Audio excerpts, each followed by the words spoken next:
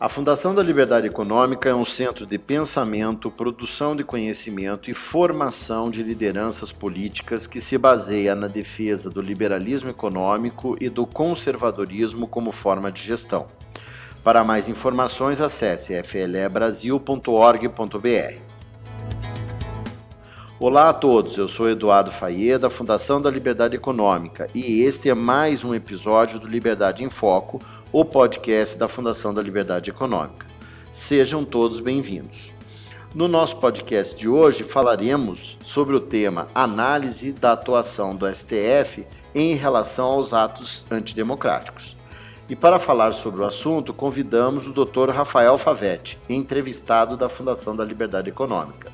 Rafael Favetti é professor, advogado, doutorando em Direito pelo IDP. Foi assessor e chefe de gabinete do ministro do Supremo Tribunal Federal, presidente do Comitê Nacional para Refugiados e do Conselho Nacional de Combate à Pirataria, consultor jurídico e secretário executivo no Ministério da Justiça. Rafael, é uma satisfação recebê-lo aqui no podcast da Fundação da Liberdade Econômica. Seja muito bem-vindo. Olá, Faye.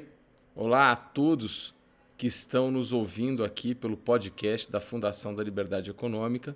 É uma alegria dividir esse espaço com vocês e vamos bater um papo sobre esse importantíssimo assunto que marcou já 2023 na história de Brasília e do Brasil. Exatamente, Rafael. Essa é uma questão que tem suscitado aí muitas discussões, desdobramentos, né, na imprensa e nas instituições de uma forma geral. E aí um primeiro ponto para a gente começar aqui a nossa análise na tua perspectiva, qual é o posicionamento do STF diante dessas ações de vandalismo e atos, e claramente, né, atos antidemocráticos que ocorreram em Brasília no dia 8, mas não foi só no dia 8, né, já houveram também situações e fatos e acontecimentos anteriores. Mas o que o STF está visualizando e como que ele vai atuar? Olha, Faye, o 8 de janeiro foi uma hecatombe política e institucional aqui em Brasília.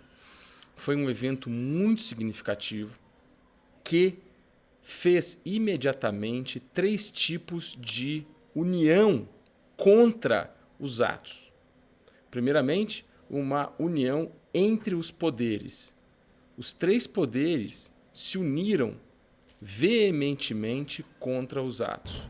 Segunda situação foi uma união intrapoderes, isso é, as oposições no Congresso Nacional imediatamente também condenaram os atos, todo o arcabouço do Poder Executivo imediatamente também partiu para a ação e todos os tribunais de justiça do país, todos os tribunais regionais federais do país, toda a justiça do trabalho, toda a justiça eleitoral, enfim, todo o universo judiciário imediatamente deu todo o apoio ao Supremo. E, em terceiro lugar, houve uma união federativa. Todos os estados condenaram os atos. Então, essas 3 verticais, união entre poderes, união intrapoderes e união federativa, fez com que, primeiro, houvesse um isolamento tremendo dos vândalos. Segundo, todo o poder aos órgãos de investigação. E terceiro, uma rapidez muito empoderada pelos todos os poderes na busca dos responsáveis. Então, Faye, não é só o Supremo Tribunal Federal que está investigando, porque o Supremo tem um artigo no seu regimento interno, artigo 43, que determina que é o próprio Supremo que é quem investiga ataques ao Supremo, né? Isso vem antes da Constituição, é bom lembrar, Faye, que esse artigo ele é antes da Constituição, mas o Supremo não declarou ele inconstitucional, portanto ele está valendo, né? O Supremo recebeu ele através da nova Constituição de 88.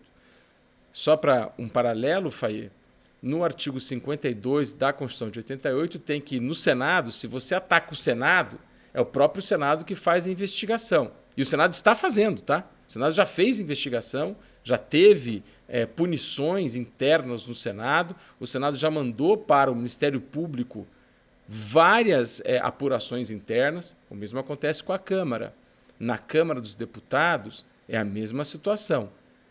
Na Câmara dos Deputados há uma investigação interna já em curso e essa investigação vai ser mandada para o Ministério Público. Na Presidência da República, quem está fazendo a investigação é a Polícia Federal, junto com o Supremo Tribunal Federal, naquilo que toca o Supremo Tribunal Federal. Então, para a gente entender, Faye, que não é só o Supremo isoladamente, né? Você tem um conjunto de forças investigando essa situação. Além disso, a Polícia Civil do Distrito Federal, o Ministério Público do Distrito Federal já estão acionados também, já estão fazendo investigação. Há também, além de tudo, uma investigação autônoma na Procuradoria-Geral da República e o mundo da política está se movimentando para criar 2 CPIs, uma no Congresso Nacional e também uma na Câmara Legislativa do Distrito Federal. Portanto, é visível no mundo do poder que todos os órgãos abriram investigação. A mais famosa é a do Supremo, mas não é a única, né? Então, quando você traz a sua importante questão, é de se lembrar que há uma ambiência institucional nas investigações desse assunto e todas as instituições serão rigorosas na investigação. O Supremo Tribunal Federal, a Polícia Federal, o Ministério Público já tem aí, enfim, acho que é a primeira vez, né, Faye, que a gente prende milhares de pessoas depois da Constituição de 88, a não ser em jogo de futebol, em jogo de futebol que a gente tem essa situação de prender, enfim, centenas de pessoas. A Polícia Civil do Distrito Federal trabalhou muito bem com a identificação das pessoas, a Polícia Federal trabalhou muito bem. Nós já temos denúncias já feitas, Faye, sobre isso. Logo, logo teremos as primeiras condenações.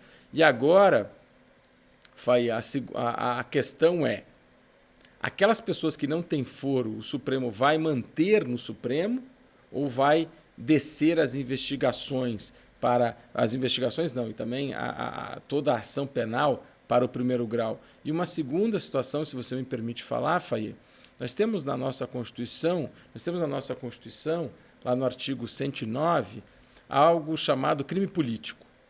Né? O crime político ele está na Constituição de 88 e ele era basicamente direcionado a quando se aplicava a Lei de Segurança Nacional. Eu lembro aqueles que estão nos ouvindo que a Lei de Segurança Nacional foi revogada. Foi revogada justamente pela Lei da Defesa do Estado Democrático de Direito. E alguns juristas, eu, por exemplo, defendo que isso deve ser visto como crime político, isso deve ser julgado na Justiça Federal de primeiro grau, e o crime político ele tem um fast track de apelação, isso ele é apelado diretamente para o Supremo Tribunal Federal. É muito interessante, nós só usamos 2 vezes esse dispositivo após 1988, e eu acho que o Supremo, ao fim e ao cabo, vai fazer o seguinte, Faye, aquelas pessoas que atacaram diretamente o Supremo serão mantidas no Supremo por força do regimento interno do artigo 43 do regimento interno do Supremo Tribunal Federal. Aquelas pessoas que não tiveram ação dentro do Supremo ou fomentaram ações dentro do Supremo, a essas serão descidas para o primeiro grau. O problema é saber justamente naquela horda de pessoas, né, naqueles vândalos terroristas chamados até, quem fez uma coisa ou fez outra. Mas eu creio que, da sua pergunta, a resposta das instituições será rigorosa. Muito interessante isso, Rafael, e quer dizer, o que você está dizendo é que por poucas vezes na vida política brasileira há uma espécie de um grande consenso, né, de todos os poderes e instâncias, né, como você muito bem dividiu aí, né, da justiça como um todo, né, dos poderes internamente e depois na questão federativa, acho que isso é fundamental, e eles conseguiram, com esses atos de vandalismo e terrorismo, com os chamados, uma unanimidade contra, né? Isso é muito interessante. E aí, para ficar mais prático para o nosso ouvinte, como que o STF ou a Justiça, a gente podia ampliar essa pergunta para a Justiça, atuará contra esses vândalos? Porque muitas vezes a gente sabe, a Justiça, obviamente, ela não pode ser muito célere, porque ela precisa, né, investigar e ter, de fato, os acontecimentos comprovados, mas qual é a resposta que ela vai dar objetivamente para a sociedade perante esses acontecimentos aí desses vândalos terroristas? Boa questão, Faye. O judiciário como um todo já vem dando respostas. Nós temos aí centenas de prisões cautelares ainda mantidas. Nós temos aí centenas de buscas e apreensões já concedidas, interceptações telefônicas, quebras de sigilo bancário e telefônico, e tudo isso faz parte dos inquéritos que estão sendo tocados. É bom lembrar que o Brasil adota o sistema inquisitorial nas investigações. Os inquéritos que estão sendo tocados agora. O próximo passo, Faye, será as denúncias vindas do Ministério Público. E aí o Judiciário vai julgar. Eu creio que as denúncias serão pesadas, serão bem pesadas, e eu creio que o Judiciário tende a também ser pesado nas suas sentenças. E aí uma outra situação, Faye, que só para ilustrar a nossa análise, é que talvez o Congresso Nacional passe leis mais duras também a esse tipo de situação, especialmente ao fomento a esse tipo de ato. Lembro a todos que a legislação brasileira sobre terrorismo, apesar do Brasil assinar vários tratados multilaterais contra o terrorismo, e isso seria dentro dos tratados multilaterais, tratados como tal, porém, a legislação nacional sobre terrorismo, ela dificilmente enquadraria os atos, porque ela não tem uma motivação política. O terrorismo, pela lei brasileira, a lei que passou, ela tem etnia, ela tem raça, ela tem, questões de gênero, mas ela não tem situação política. É interessante isso relembrar, apesar de nós assinarmos vários tratados internacionais, quais, esse caso, se enquadrariam no terrorismo. Mas não faltará lei, se essa é a pergunta, não faltará lei para puni-los, porque a lei da defesa do Estado Democrático de Direito está aí, ela está valendo. Além disso, você tem outras leis penais, como organização criminosa, lavagem de dinheiro, que serão também colocadas. Logo, a nossa análise é que a punição será severa depois das denúncias do Ministério Público. E, como eu falei, para ilustrar a nossa conversa, é bem provável que o Congresso Nacional altere as penas, aumente as penas para esse tipo de ato. Porém, quando o Congresso Nacional assim fizer, elas não retornam para esses atos. Essas pessoas que cometeram os atos dito terroristas no dia 8 de janeiro responderão pelo atual arcabouço normativo de hoje. Eles não sofrerão o próximo arcabouço normativo, que eu acho que tende a passar. Até porque, Faye, uma coisa que você estava colocando dessa união entre poderes, etc., os atos de 8 de janeiro também uniu o aspecto ideológico, viu? Direita e esquerda ficaram unânimes na condenação dos atos.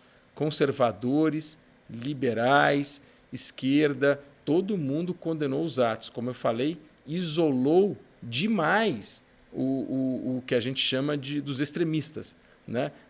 Tal qual quando há, qualquer vandalismo em Brasília. É porque a gente nunca tinha visto coisa parecida em Brasília, né? A gente já teve invasão de ministério aqui em Brasília, já tivemos invasão de outros lugares públicos, mas nunca no Palácio do Planalto com a agressividade que foi, nunca no Congresso Nacional com a agressividade que foi e nunca também no Supremo Tribunal Federal na agressividade que foi.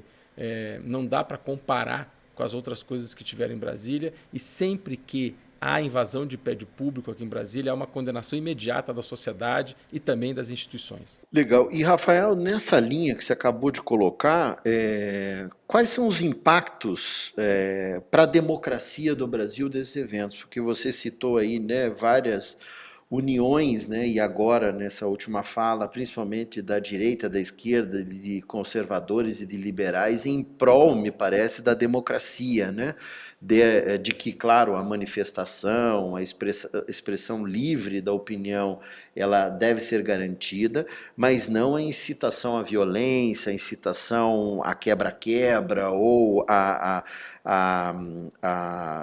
eventos de prejuízo ao patrimônio público, né, recursos, aliás, de todos nós brasileiros. E na tua visão, qual que é o impacto mais objetivo? E eu acrescentaria até uma questão aí na consolidação, talvez, da democracia brasileira. O Brasil não está isolado de eventos violentos em relação a atos terroristas e atos de violência política. Na América Latina, a gente tem alguns movimentos acontecendo.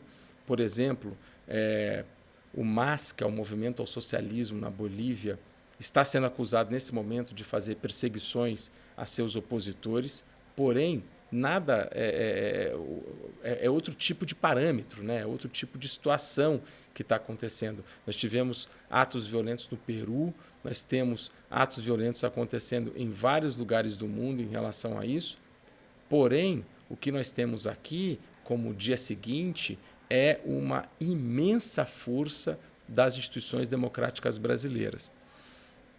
Todos os atos, todas as organizações, eu posso começar até pelo Exército Brasileiro, eu posso começar pelo Exército, pela Marinha e pela Aeronáutica, imediatamente condenaram os atos, imediatamente disseram que não é por aí, e, portanto, há uma diferença do que está acontecendo no Brasil do que está acontecendo na Bolívia, por exemplo, do que está acontecendo em outros lugares. Aqui há uma união estatal e da sociedade contra esses atos, diferentemente na Bolívia, que há um patrocínio do movimento ao socialismo, do partido que está no poder, em prol de perseguições a quem pensa contrário. Aqui não. Aqui nós estabelecemos que o limite da violência física é inaceitável, né? A violência física ela é inaceitável tanto no plano da sociedade quanto no plano das instituições. O que aconteceu em Brasília ficará marcado.